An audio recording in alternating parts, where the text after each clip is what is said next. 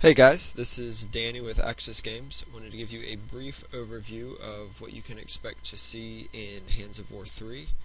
Today we're going to show you the interface, specifically the party and the character menu, and give you a little bit of what you can expect to see with the graphics. One of the things we're changing in Hands of War 3 is the click to move system. You'll notice that instead of using the arrow keys to move, we're going to click to move our character. We've also upgraded some of the graphics, so we've done away with the vector and gone with 3D rendered sprites, as you'll see here. So we've got our character moving around on the screen. First thing I want to show you guys is the party menu. So I'm going to open it up here, and you'll notice that we've got two champions in our party. And Hands of War 3 is going to be primarily based around the idea that you are going to work with champions of Tempor.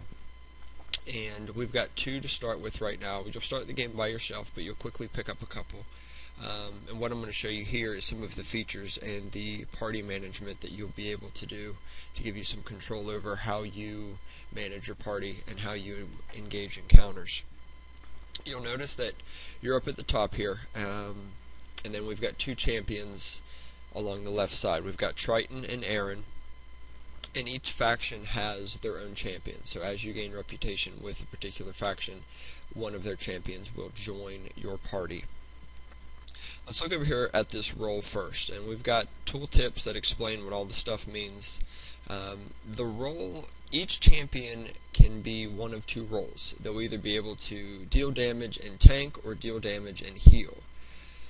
Triton can tank or deal damage, and right now we have him selected as the tank role. We can switch between the two, and you'll notice the color of the background changes to help the player familiarize themselves with what their current role is, and also get a better snapshot of their overall party makeup. And you also notice on the right side of the abilities, as we change roles, the abilities also change. So if we have Triton in a DPS role, he's going to use abilities that are better at dealing damage. Now each champion has one passive and two activated abilities, and like I said, the particular abilities that they use will correspond with the role that they've been assigned. So if we switch him over to the tank role, he'll have abilities that are better at holding aggro and lowering the amount of damage that he takes. And likewise with Aaron, if we select the healing role, she's going to use abilities that are better at healing rather than dealing damage. If we look at the potions here, in previous Hands of War games, you've obviously been able to use potions, health potions and energy potions. And you can also specify that your champions will use potions as well. So, if a champion falls below 20% health or 20% energy, and you have them selected to use potions, they'll automatically consume potions. Finally, let's look at this main assist part. The main assist is the member of your party that all of the other damage dealers will assist when selecting what target they should deal damage to. So you can select yourself as the main assist or one of the others. This is nice. That way you don't have to explicitly tell each member of your party who to attack. They'll automatically pick the same target as whoever your main assist is attacking. So that's how your party management screen will work. As you gain more champions, they will show up on the bottom, and you'll be able to adjust your party makeup as you see fit. Now let's go over to the character menu. The character menu is where you are going to equip all of your champions and yourself with armor and manage their stats. Now right now we're looking at ourselves, and obviously we don't have a player icon yet. We're waiting on that from the artist. And then you also see, again, we have Triton and Aaron here. Along the top left, this is where we're going to put on our equipment. The bottom section is our inventory, and then the top right are all of the vitals corresponding to the player that we're currently looking at. So right now we're looking at ourselves, and you'll see here that this icon indicates that we are a warrior. And we have all of our attributes on the top right, and then these are our vitals, or our health, our energy, our crit rate, armor, that sort of thing. You'll notice that when we switch over to Triton or one of the other champions, we get a lot more information.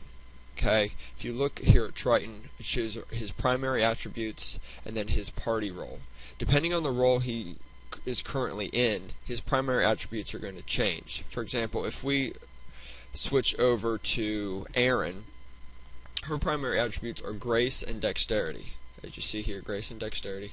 Grace increases your healing, Dexterity is your crit rate. But if we switch her role from a healer to a damage dealer, and flip back here, you'll notice that her role changes to DPS, and her primary attribute is now Agility and Dexterity, which Agility increases damage with bows.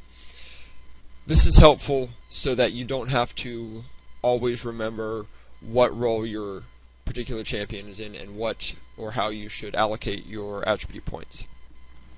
If we look up here at the top right, this is something that we thought would be really beneficial to players who don't like to micromanage.